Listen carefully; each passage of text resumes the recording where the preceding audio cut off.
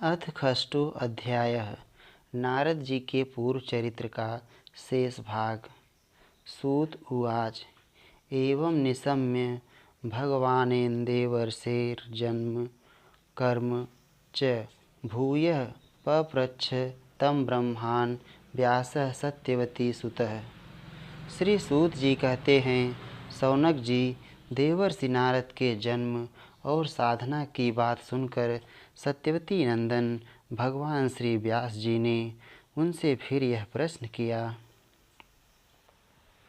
श्री व्यास जी ने पूछा, नारद जी, जब आपको ज्ञानोपदेश करने वाले महात्मा गण चले गए तब आपने क्या किया? उस समय तो आपकी अवस्था बहुत छोटी थी।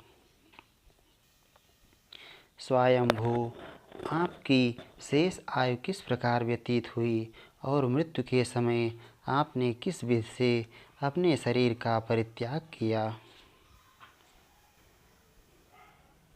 देवर्षि, काल तो सभी वस्तुओं को नष्ट कर देता है। उसने आपकी इस पूर्व कल्प की स्मृति का कैसे नाश नहीं किया? श्री नारद जी ने कहा, मुझे ज्ञानोपदेश करने वाले महात्मा गण जब चले गए तब मैंने इस प्रकार अपना जीवन व्यतीत किया। यद्यपि उस समय मेरी अवस्था बहुत छोटी थी। मैं अपनी माँ का इकलौता लड़का था। एक तो वह स्त्री थी, दूसरे मूढ़ और तीसरे दासी थी। मुझे भी उसके सिवा और कोई सहारा नहीं था। उसने अपने को मेरे स्नेह पास से जकड़ रखा था।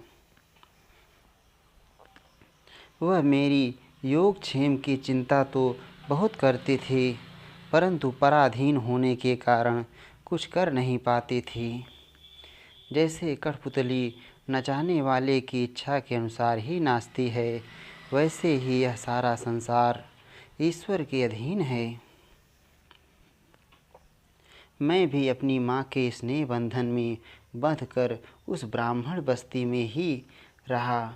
मेरी अवस्था केवल 5 वर्ष की थी। मुझे दिशा, देश और काल के संबंध में कुछ भी ज्ञान नहीं था। एक दिन की बात है, मेरी माँ गौ दूहने के लिए रात के समय घर से बाहर निकली। रास्ते में उसके पैर से सांप छू गया।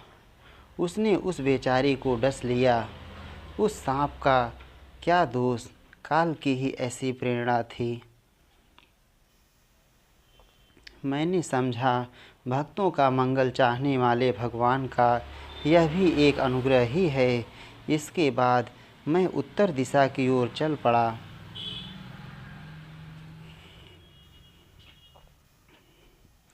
उस घोर मार्ग में मुझे अनेकों धन धान्य से संपन्न देश, नगर, गांव, अहीरों की चलती फिरती बस्तियां, खाने, खेड़े, नदी और पर्वतों के तटवर्ती पहाड़, पड़ाव, वाटिकाएं, वन, उपवन और रंग बिरंगी धातुओं से युक्त विचित्र पर्वत दिखाई पड़े। कहीं कहीं जंगल वृक्ष थे, जिनकी बड़ी बड़ी शाखाएं हाथियों ने तोड़ डाली थी। शीतल जल से भरे हुए जलाशय थे, जिनमें देवताओं के काम में आने वाले कमल थे। उन पर पक्षी तरह तरह की बोली बोल रहे थे और भंवरे मंडरा रहे थे। यह सब देखता हुआ मैं आगे बढ़ा। मैं अकेला ही था। इतना लंबा मार्ग में तय करने पर मैंने एक घोर गहन जंगल देखा। उसमें नरकट, बाँस, सेंठा, कुश, कीचक आदि खड़े थे।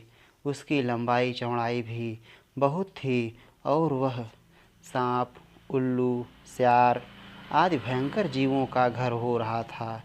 देखने में बड़ा भयावना लगता था।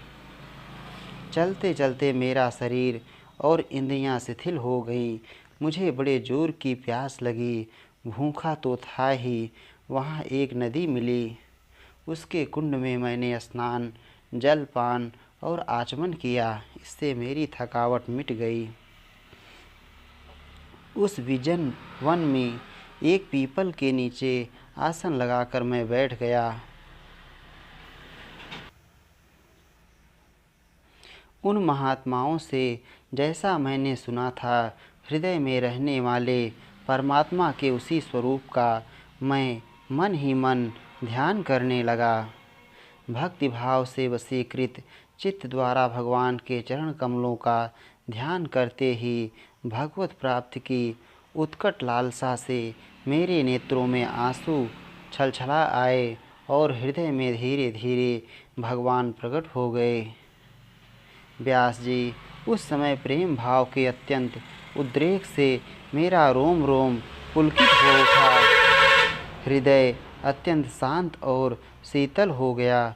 उस आनंद की बाढ़ में मैं ऐसा डूब गया कि मुझे अपना ध्येय वस्तु का तनिक भी भान न रहा।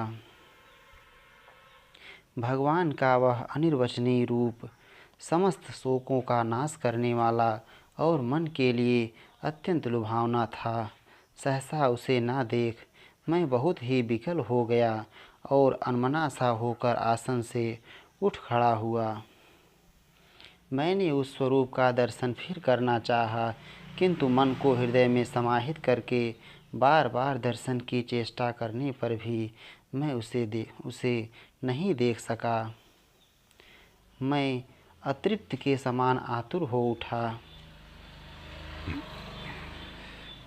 इस प्रकार निर्जन वन में मुझे प्रयत्न करते देख स्वयं भगवान ने, जो वाणी के विषय नहीं हैं, बड़ी गंभीर और मधुर वाणी से मेरे शोक को शांत करते हुए से कहा, खेद है कि इस जन्म में तुम मेरा दर्शन नहीं कर सकोगे। जिनकी वासनाएं पूर्णतया शांत नहीं हो गई हैं, उन अधकचरे योगियों को मेरा दर्शन अत्यंत दुर्लभ है।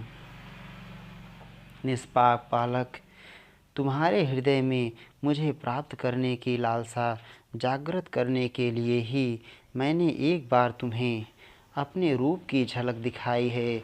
मुझे प्राप्त करने की आकांक्षा से युक्त साधक धीरे धीरे हृदय की संपूर्ण वासनाओं का भली भांति त्याग कर देता है। अल्पकालीन संत सेवा से ही तुम्हारी चित्तवृत्ति मुझ में स्थिर हो गई है। अब तुम इस प्राकृत मलिन शरीर को छोड़कर मेरे पार्षद हो जाओगे। मुझे प्राप्त करने का तुम्हारा यह दृढ़ निश्चय कभी किसी प्रकार नहीं टूटेगा। समस्त सृष्टि का प्रलय हो जाने पर भी मेरी कृपा से तुम्हें मेरी स्मृति बनी रहेगी। आकाश के समान अव्यक्त सर्वशक्तिमान महान परमात्मा इतना कहकर चुप हो रहे। उनकी इस कृपा का अनुभव करके मैंने उन श्रेष्ठों से भी श्रेष्ठतर भगवान को सिर झुकाकर प्रणाम किया। तभी से मैं लज्जा संकोच छोड़कर भगवान के अत्यंत रहस्यमय और मंगलमय मधुर नामों और लीलाओं का कीर्तन और स्मरण करने लगा। स्पृहा और मद मत्सर मेरे हृदय से पहले ही निवृत्त हो चुके थे। अब मैं आनंद से काल की प्रतीक्षा करता हुआ पृथ्वी पर विचरने लगा। व्यास जी, इस प्रकार भगवान की कृपा से मेरा हृदय शुद्ध हो गया, आसक्ति मिट गई और मैं श्री कृष्ण परायण हो गया। कुछ समय बाद जैसे एकाएक बिजली कौंध जाती है, वैसे ही अपने समय पर मेरी मृत्यु आ गई। मुझे शुद्ध भगवत पार्षद शरीर प्राप्त होने का अवसर आने पर प्रारब्ध कर्म समाप्त हो जाने के कारण 5 भौतिक शरीर नष्ट हो गया। कल्प के अंत में जिस समय भगवान नारायण एकांडव प्रलयकालीन समुद्र के जल में शयन करते हैं, उस समय उनके हृदय में शयन करने की इच्छा से इस सारी सृष्टि को समेटकर ब्रह्मा जी जब प्रवेश करने लगे, तब उनके श्वास के साथ मैं भी उनके हृदय में प्रवेश कर गया। 1 सहस्त्र चतुर्युगी बीत जाने पर जब ब्रह्मा जगे और उन्होंने सृष्टि करने की इच्छा की। तब उनकी इंद्रियों से मरीच आदि ऋषियों के साथ मैं भी प्रकट हो गया। तभी से मैं भगवान की कृपा से वैकुंठ आदि में और तीनों लोकों में बाहर और भीतर बिना रोक टोक के विचरण किया करता हूँ। मेरे जीवन का व्रत भगवत भजन अखंड रूप से चलता रहता है। भगवान की दी हुई इस स्वर ब्रह्म से विभूषित वीणा पर तान छेड़कर मैं उनकी लीलाओं का गान करता हुआ सारे संसार में विचरता हूँ।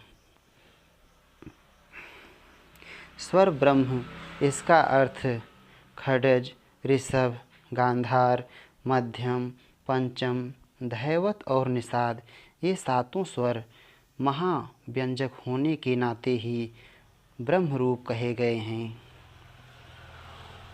जब मैं उनकी लीलाओं का गान करने लगता हूँ तब वे प्रभु, जिनके चरण कमल समस्त तीर्थों के उद्गम स्थान हैं और जिनका यशोगान मुझे बहुत ही प्रिय लगता है, बुलाए हुए की भांति तुरंत मेरे हृदय में आकर दर्शन दे देते हैं।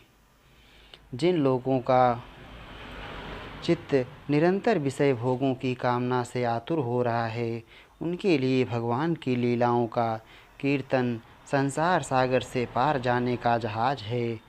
यह मेरा अपना अनुभव है। काम और लोभ की चोट से बार बार घायल हुआ हृदय श्री कृष्ण सेवा से जैसी प्रत्यक्ष शांति का अनुभव करता है, यम, नियम आदि योग मार्गों से वैसी शांति नहीं मिल सकती। व्यास जी, आप निष्पाप हैं। आपने मुझे जो कुछ पूछा था वह सब अपने जन्म और साधना का रहस्य तथा आपकी आत्मतुष्टि का उपाय मैंने बतला दिया। श्री सूत जी कहते हैं, शौनक आदि ऋषियों, देवर्षि नारद ने व्यास जी से इस प्रकार कहकर जाने की अनुमति ली और वीणा बजाते हुए स्वच्छंद विचरण करने के लिए वे चल पड़े। आहा, ये देवर्षि नारद धन्य हैं, क्योंकि ये सारंगपाणी भगवान की कीर्ति को अपनी वीणा पर गा गा कर स्वयं तो आनंद मग्न होते ही हैं, साथ साथ इस त्रिताप तप्त जगत को भी आनंदित करते रहते हैं। इत श्रीमद्भागवते महापुराणे पारमहंस्यां संहितायां प्रथम स्कंधे व्यास नारद संवादे षष्ठो अध्यायः। श्री राधा वल्लभ लाल की जय।